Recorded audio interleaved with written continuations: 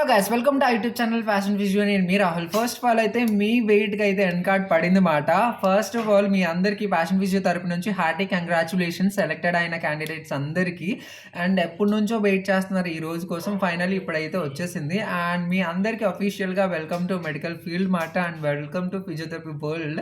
So మీరంటే ఇప్పుడు medical field ఎలా ఉంటుంది అనేది ఎక్స్పీరియన్స్ చేయబోతున్నారనమాట.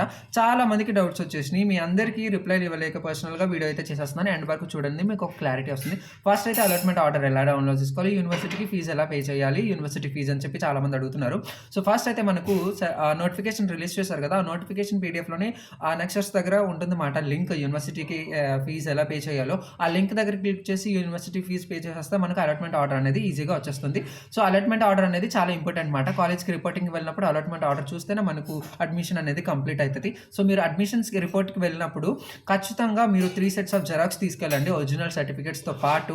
ఎందుకంటే ఒరిజినల్ డాక్యుమెంట్స్ ప్లస్ మీకు 2 sets ఆఫ్ జెరాక్స్ కాలేజ్ వాళ్ళు అడుగుతారు, వాళ్ళకి సబ్మిట్ చేయాలి. అండ్ ఒక సెట్ మీ దగ్గర ఉంటుంది ఏదైనా అవసరం ఉన్నప్పుడు వాడుకోవడానికి. And 10 passport sizes photos and 10 stamp size photos అనేది క్యారీ చేయాలన్నమాట, వాళ్ళు అడుగుతారు. అండ్ ఈ month 25th last day out of reporting colleges మాట. ఆ డేట్ ఎండ్ అయిపోయిన తర్వాత వెళ్తే మీకు ఆటోమేటిక్గా సీట్ అనేది క్యాన్సిల్ అయిపోతుంది. So make sure that 25th 3 PM లోపలే మీరు రిపోర్టింగ్ చేస్తున్నట్టు. అండ్ చాలా మంది క్వశ్చన్ అడుగుతున్నారు, ఫస్ట్ అయితే రిజిస్ట్రేషన్ చేసుకున్నారంట కానీ వెబ్ ఆప్షన్స్ పెట్టలేదంట, మాకు నెక్స్ట్ సెకండ్ అండ్ థర్డ్ ఫేజ్కి అలర్ట్ ఉంటుందా అని చెప్పి. ఎస్, మీరు సెకండ్ అండ్ థర్డ్ ఫేజ్లోని వెబ్ ఆప్షన్స్ ఇవ్వచ్చు మాట, ఇప్పుడు మిస్ అయిపోయినా కానీ.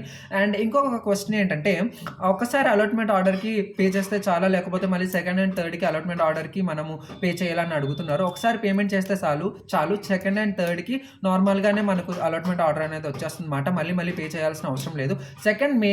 థర్డ్ మేజర్ డౌట్ ఏంటంటే, నాకు నచ్చని కాలేజ్ వచ్చిందన్న, నేను వెళ్ళాలో వద్దని చెప్పి చాలామంది అడుగుతున్నారు. మీకు నచ్చని కాలేజ్ ఆబ్వియస్లీ మీరు ఎందుకు వెళ్తారు, వెళ్ళడం మానేయండి, రిపోర్టింగ్ చేయాల్సిన అవసరం లేదు. సో డబ్బులు వేస్ట్, టైం వేస్ట్ మాట. సో రిపోర్ట్ చేయొద్దు. కానీ చాలామంది ఇందులోనే రెండో కేసు అడుగుతున్నారు అనమాట, లైక్ ఆ కాలేజీలో నాకు సీట్ అనేది హోల్డ్లో ఉండాలి కానీ నేను సెకండ్ వెబ్ ఆప్షన్స్ ఇవ్వాలి, ఏం చేయాలని అని చెప్పి. అలాంటప్పుడు మీరు కాలేజ్కి రిపోర్ట్ చేసి కాలేజ్ వాళ్ళతో క్లియర్గా మాట్లాడుకోవాలి, నాకు సెకండ్ ఫేజ్లో సీట్ వస్తే వెళ్ళిపోతాను, నేను సెకండ్ ఫేజ్లో కూడా వెబ్ ఆప్షన్స్ పెట్టుకుంటాను, మీరు నా సర్టిఫికేట్స్ ఇచ్చేయాలి సెకండ్ ఫేజ్లో నాకు సీట్ వస్తాయి అని చెప్పి కాలేజ్ వాళ్ళతో క్లియర్గా మాట్లాడుకొని అక్కడ రిపోర్టింగ్ చేసి ఆ కాలేజ్లో అడ్మిషన్స్ చేసుకొని మాట్లాడుకోవాలన్నమాట. అప్పుడు హోల్డ్ అవుతుంది ఆ కాలేజ్లోని.